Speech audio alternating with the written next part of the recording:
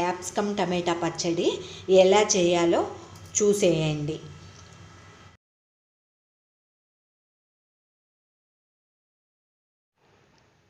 Hello అండి, నేను మీ గాయత్రి. శ్రీమాత్రే నమః. చూస్తున్నారు కదా, టమాటాలు, పచ్చిమిర్చి, క్యాప్సికమ్ కూడా ఉన్నాయండి. దీని లోపల కట్ చేసి పెట్టాను. ఇప్పుడు ప్యాన్లో వేసినప్పుడు మీకు కనిపిస్తే అన్నీ కలిపి చట్నీ చేస్తున్నానండి. ఉల్లిపాయ వెల్లిపాయ లేకుండా చేసే పచ్చడి అండి. చాలామంది అడుగుతున్నారు ఉల్లిపాయ వెల్లిపాయ వేయకుండా చట్నీలు ఎట్లా చేసుకోవాలని చూస్తున్నారు సెర్చిల్లో కూడా. అందుకని నేను అది చూసి చేస్తున్నానండి.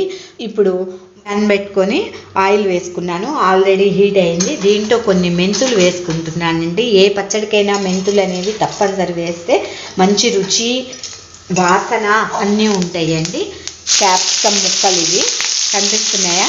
క్యాప్సికమ్ ముక్కలు, టమాటా, పచ్చిమిర్చి అన్నీ కలిపి వేసేసుకున్నానండి. ఇవన్నీ కలిపి మగ్గించుకున్నాము. మూత పెట్టి మగ్గించుకుందామండి. ఇట్లా చిటికెడు పసుపు వేసుకుందామండి.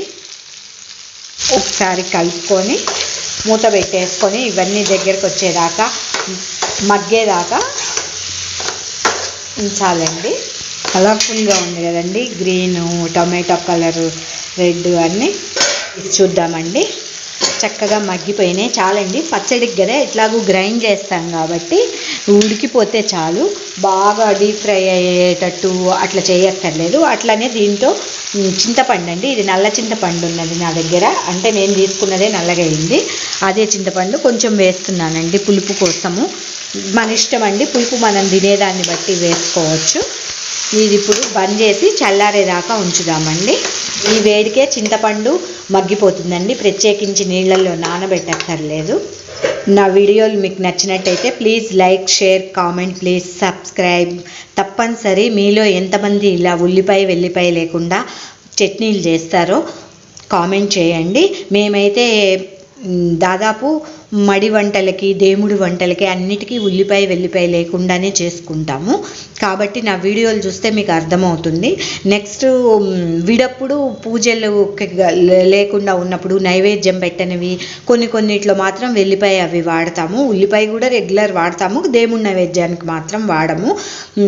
ఆల్మోస్ట్ అవి వేయకుండా కూడా ఎట్లా చేయాలో చూపిస్తాను, చూడండి. ఎంతో రుచిగా ఉంటాయి. రుచి విషయంలో మీరేం సందేహపడక్కర్లేదు. ఏది వేసినా వేయకున్నా మనం చేసే విధానంలో అన్నీ పర్ఫెక్ట్గా కుదిరితే మాత్రం ఎట్లా ఉన్నా చాలా రుచిగా ఉంటుందండి. ఎందుకంటే నా అనుభవంతో చెప్తున్నాను. మీరందరూ కూడా ట్రై చేసి ఎలా వచ్చిందో నాకు కామెంట్ చేయండి. ఇది చల్లారినాక గ్రైండ్ చేసుకుందాము. చల్లారిపోయిందండి. దీన్ని మనం మిక్సీ జార్లోకి వేసుకొని గ్రైండ్ చేసుకుందాము. మొత్తం దీంట్లో వేసేసుకుందాము.